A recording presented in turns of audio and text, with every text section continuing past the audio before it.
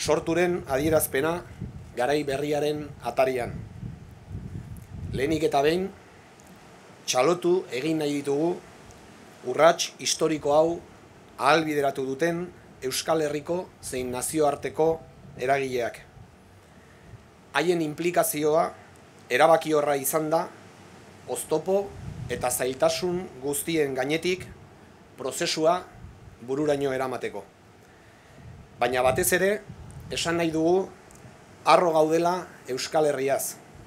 Gure jendartea izan baita, gertaera honen protagonista nagusia. Ezoiko Euskal konponbide prozesu hau, gure herriaren, sormenaren eta adorearen adierazpena da.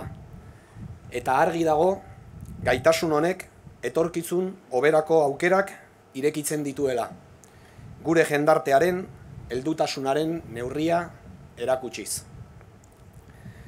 Etaren erabakiaren garrantzia azpimarratu nahi dugu. Eta desagertu da. Agiria argia da. Ez du inolako zalantzarako tarterik uzten. Bukatu da beraz, erakunde horren ibilbidea. Eta etarik gabeko garaian sarturik gaude dagoeneko.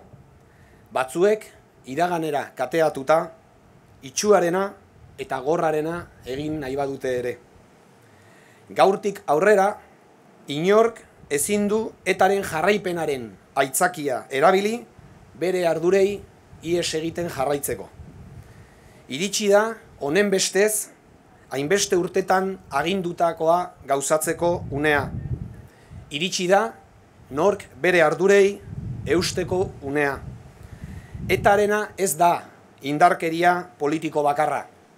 Eta urrats honen ondotik, beste guztiak ere, betirako desagertu behar dira. Etak bere jarduera armatuak sortutako min eta kalteen ardura bere gain hartu du. Biktimekiko, biktima guztiekiko errespetua adieraziz. Berriro ere azpimarratu nahi dugu jarrera horren balioa. Eta gure aldetik berresten dugu behin baino gehiagotan adierazi duguna. Gure aitortza gatazka honetan kaltetuak izan diren persona guztiekiko. Ahal den neurrian erreparatzeko determinazio irmoarekin eta indarkeria politiko oro behin eta betirako desager dadin lan egiten jarraitzeko konpromiso erabatikoarekin batera. Eta desagerturik lehentasunezkoa da konponbidea aurrera bultzatzea. Elkarbizitza eredu demokratikoa eraiki behar dugu Euskal Herritar eta eragile guztion artean. Inor baztertu gabe. Egitasmo politiko guztiak baldintza eta aukera berdinetan kokatuz. Persona guztiak, eskubide guztiak. Printzipio horretan sakontzen indar egin nahi du ezker abertzaleak eta indar egin nahi dugu ezker abertzaleko kideok. Hildo horretan, urrats esanguratsuak eman behar dira lehen bailen presoen, iheslarien eta deportatuen aferaren kudeaketan, naiz salbuespen neurri guztiak gainditzen.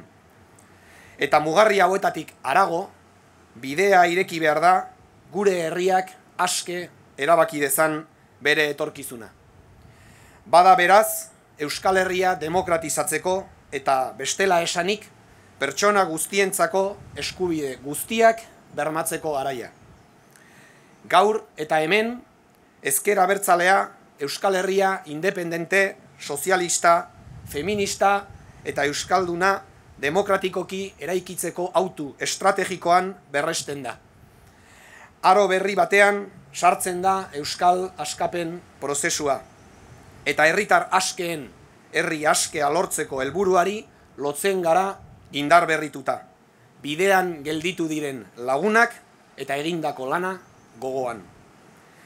Mezu berezia bidali nahi diogu une historiko honetan ezker abertzalearen komunitateari.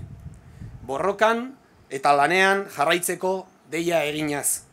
Erronka berrien araberako konpromisoa erakutsiko dugula aldarrikatuz.